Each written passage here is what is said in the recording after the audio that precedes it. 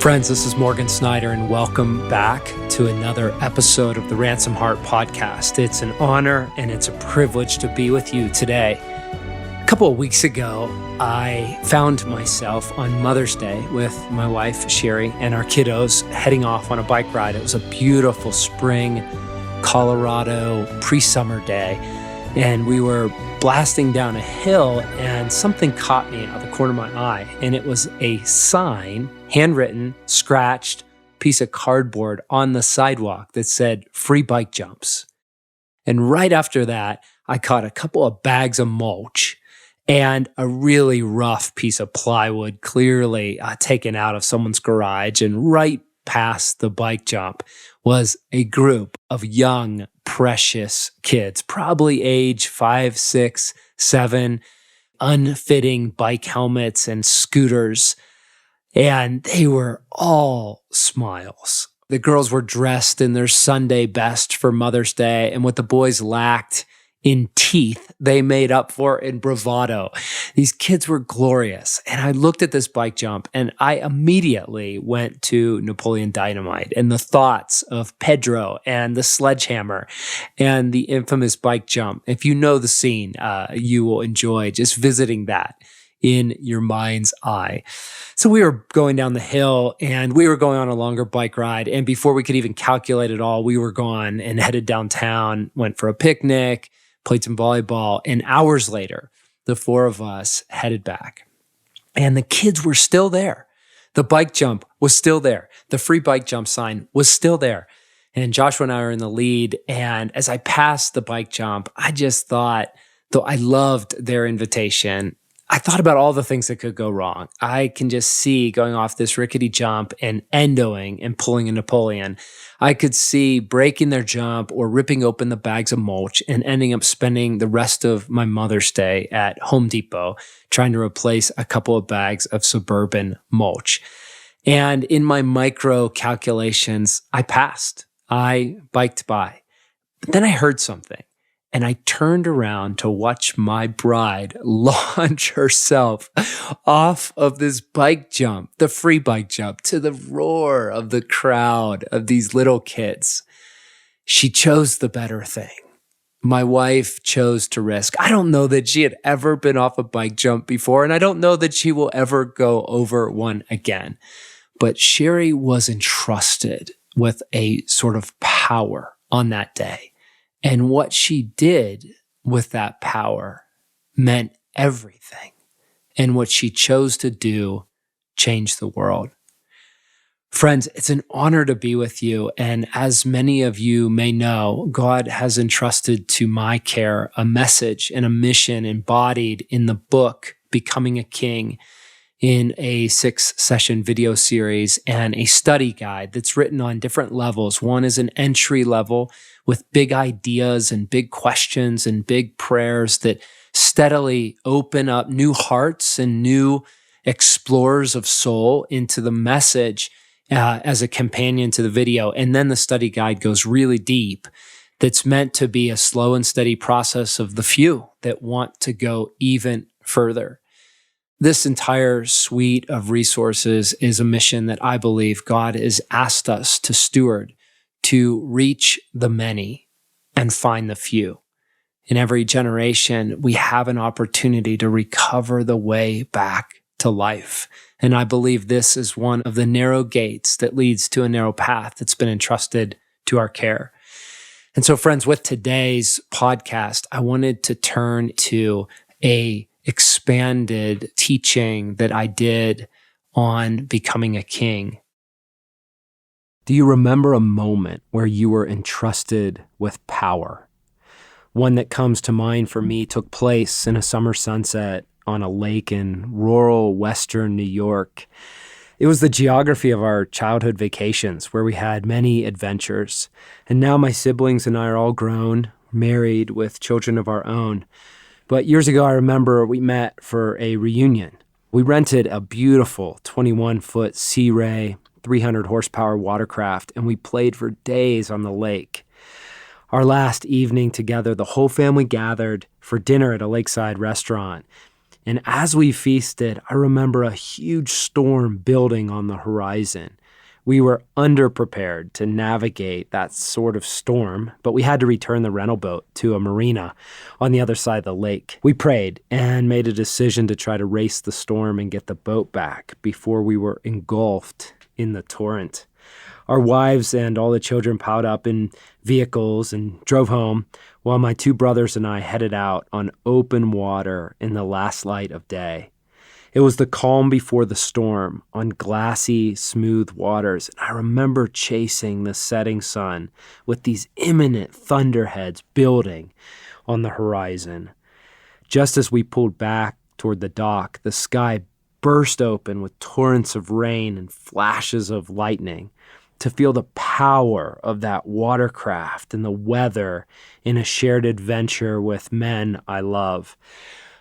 It was one of the most thrilling moments of my life. In Genesis, God pulls back the curtain and he lets us in on his most audacious plan.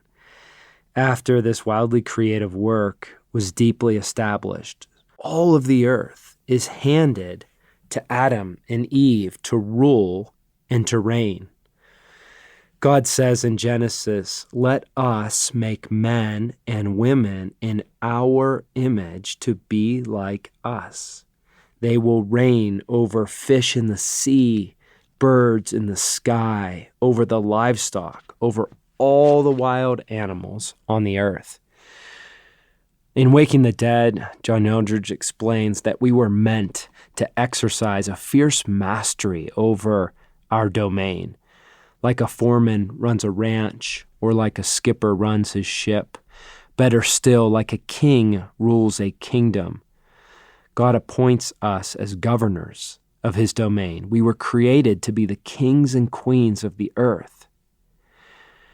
To be made in the image of God is to have a seed of intention planted deep within us, each and every one of us, like a giant oak tree is hidden in the seed of an acorn.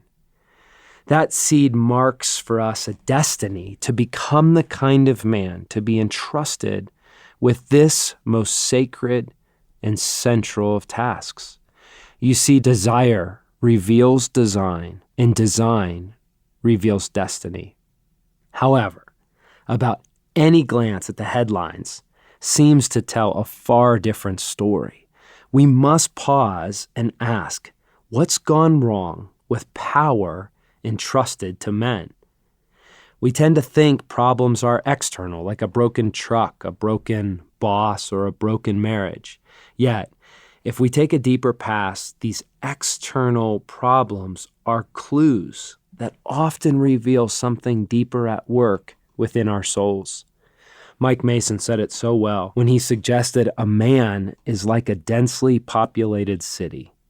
Nothing new can be built in its heart without something else being torn down.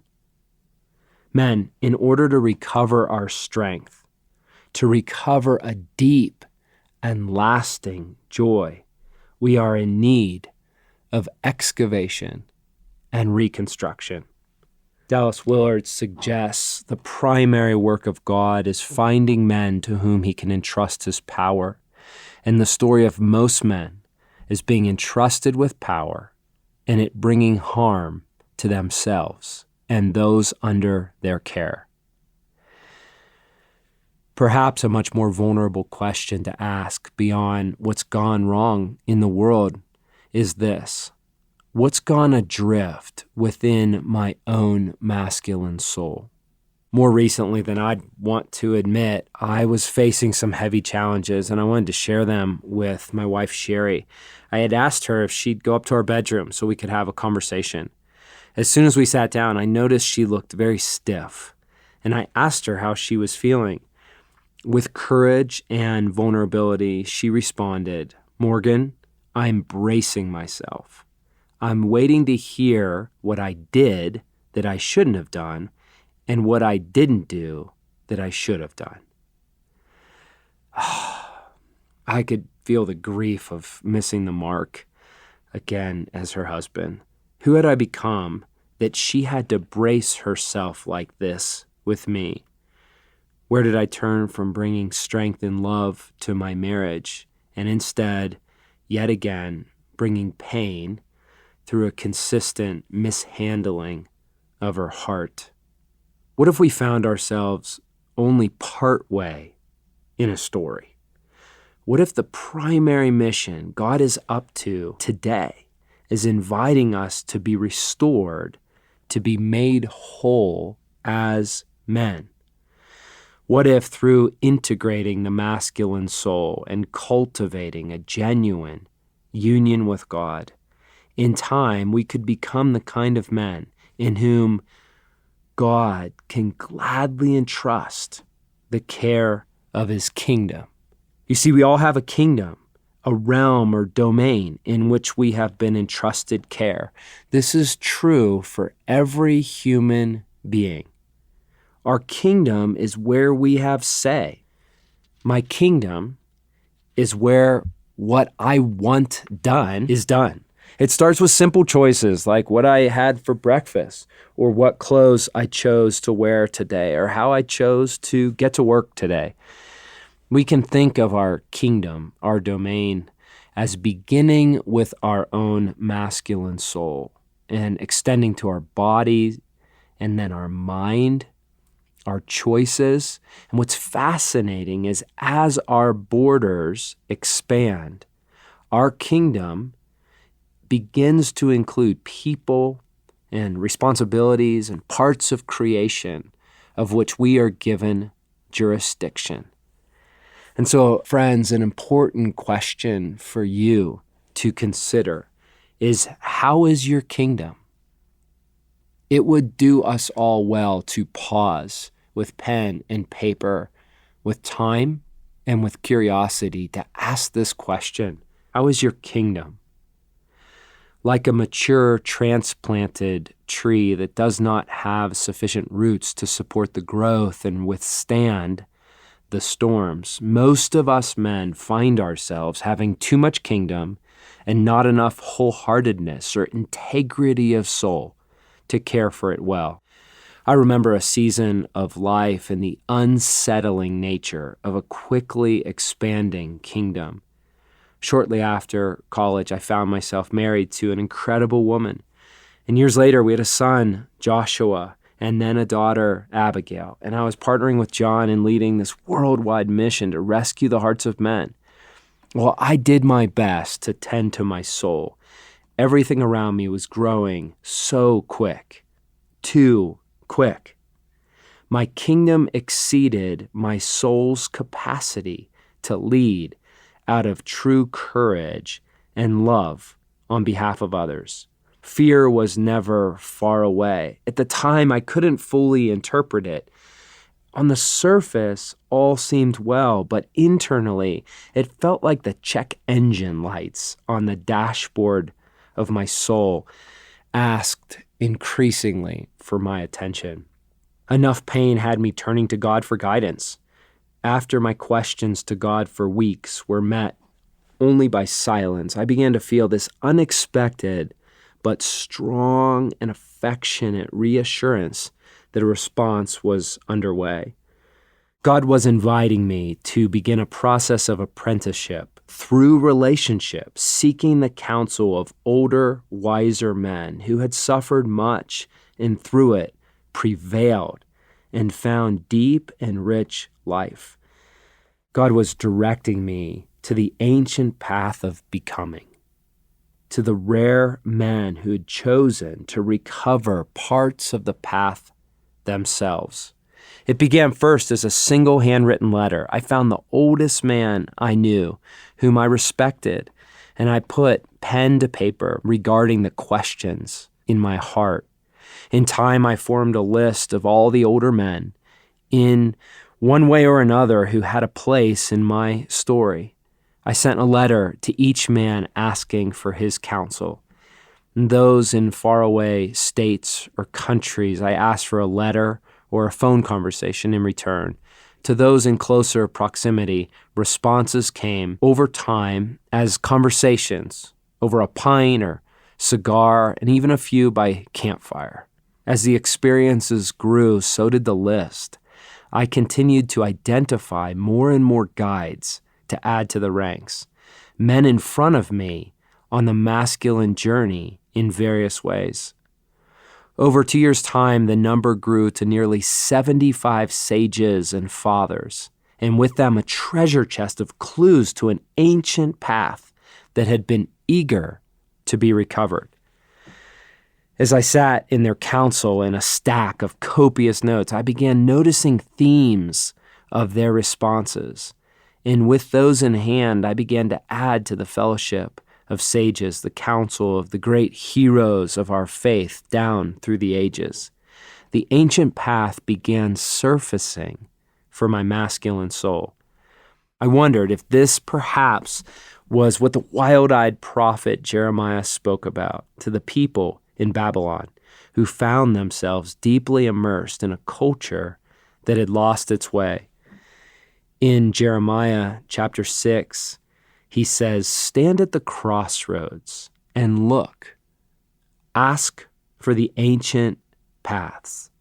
Ask where the good way is and walk in it, and you will find rest for your souls." G.K. Chesterton said that every generation loses the gospel and this ancient path back to life, and every generation is charged with its recovery.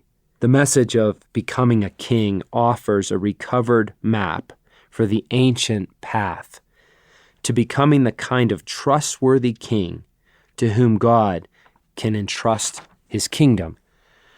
I've spent over 2 decades relentlessly choosing to become more of the man that God could entrust with this message.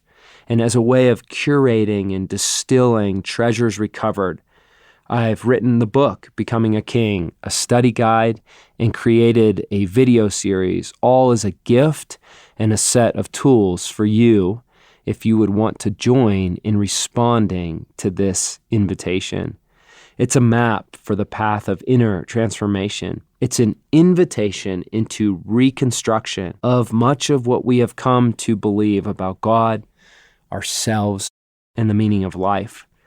It's an invitation to a rare and remarkable fellowship of men committed to becoming like-hearted kings.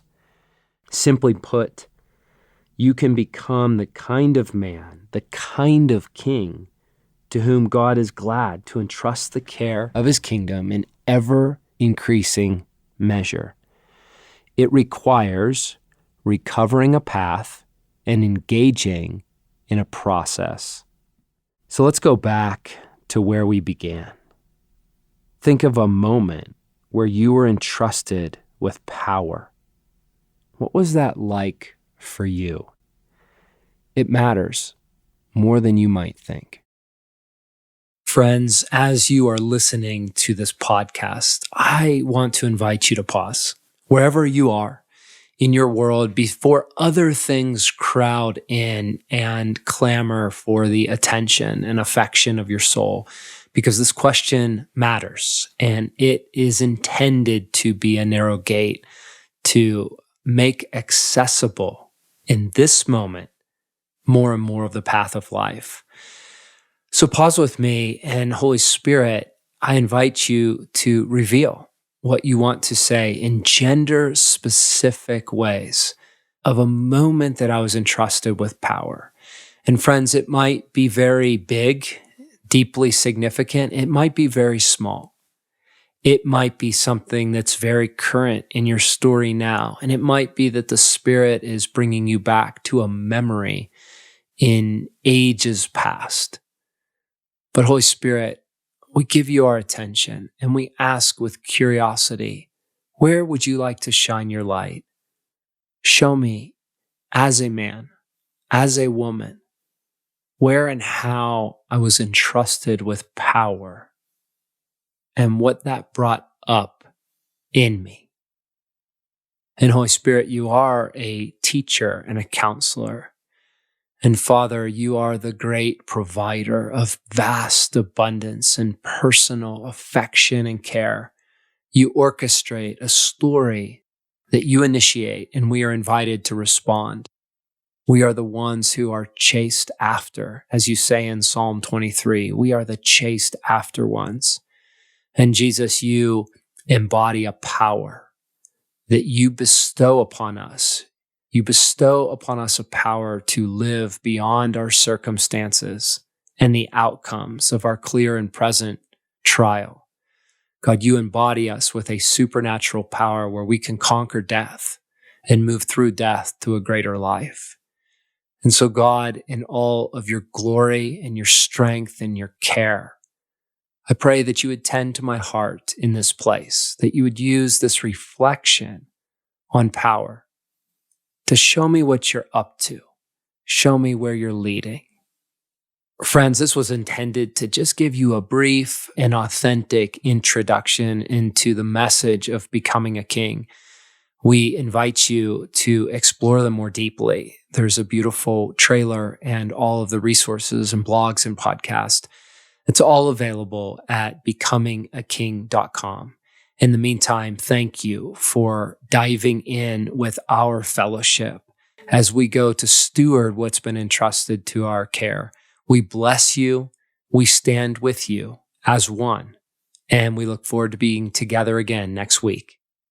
Friends, John Eldridge here for the wrap-up. Hope you've been enjoying hearing more about Morgan's fabulous new book, Becoming a King, and the influence that message has been having in people's lives for a long time now. And wanted to let you know that in the next week, as we enter the week of June 8th here in the Ransomed Heart podcast, we've got a special announcement coming that I think you are going to find funny and surprising and joyful and really intriguing. So I'm simply going to put that teaser out there and invite you back next Monday on June 8th to hear what that announcement is.